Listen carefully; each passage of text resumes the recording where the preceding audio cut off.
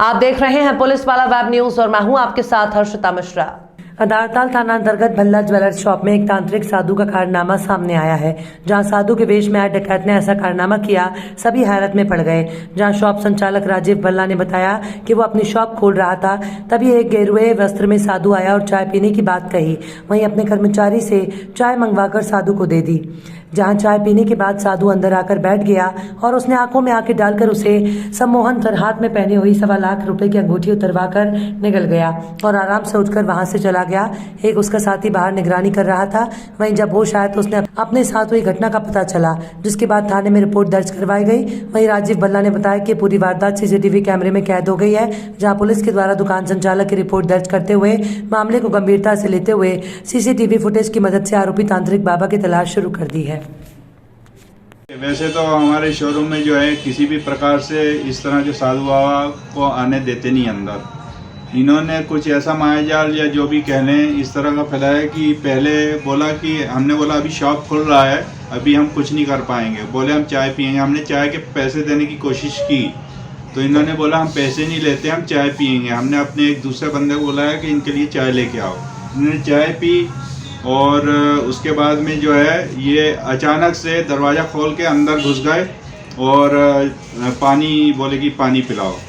बस उसके बाद इन्होंने आंखों से आंखें मिलाई हैं। सम्मोहन विद्या जो होती है उसका प्रभावी ढंग से प्रयोग किया है, क्योंकि हल्का फुल्का तो अब इंसान बर्दाश्त कर सकता है। इन्होंने इस तरह की विद्या, सम्मोहन विद्या का प्रयोग करके जो है कई चीज़ें कोशिश करी हाथ मारने की, जिसमें ये सफल नहीं हुए। अंत में जो है इन्होंने हमारे हाथ की अंगूठी को डिजाइन देखने के बहाने निकलवाया, जो कि बेशकीमती 1.25 लाख की कीमत की रत्न जड़ित अंगूठी।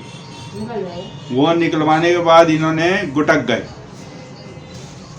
निगल गए उसको, और फिर ये निकल कर बाहर हो गए। और आज सबसे ताज्जुब की बात है, ग्रुप में जो शेयर किया गया उसके बाद मुझे सूचना मिली कि ये विजयनगर में देखे गए हैं। और विजयनगर हम लोग अपने पर्सनल स्तर पे टीमें 4 बनाई और उसके बाद हम इसके पीछा करते रहे। और जहाँ देखे गए थे उन्हीं के पास एक कॉस्मेटिक की दुकान में भी आज इन्होंने पर्स बोला कि पर्स निकालो, वहाँ पड़ा पर्स।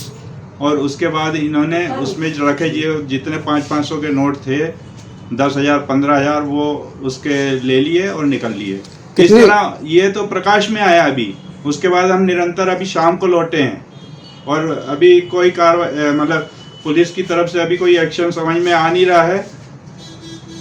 इस गिरोह है, क्या लगता है आपको कितने लोग थे इनके साथ? गिरोह में हो सकता है ज़्यादा लोग भी हों, पर ये जो घूम रहे हैं, जो यहाँ मेरे पास आए, जैसे 30 तारीख को मेरे पास आए, इस हिसाब से लग रहा है कि एक दिन में ये एक एरिया पकड़ रहा है। ये बंदा एक लाल वस्त्र पहने हुए जो मेन आरोपी है, मतलब आरोपी बोलेंगे ना इसको, वो लाल वस्त्र पहने, इसके साथ चलता है एक सफ़ेद वस्त्र पहने हुए साधु। वो बाहर रहता है आसपास और काम ये करता है मेन। अपना नाम? जी हाँ जी। आपका नाम? राजीव भल्ला। इसकी पुलिस में अपनी शिकायत की? पुलिस में शिकायत करी। ये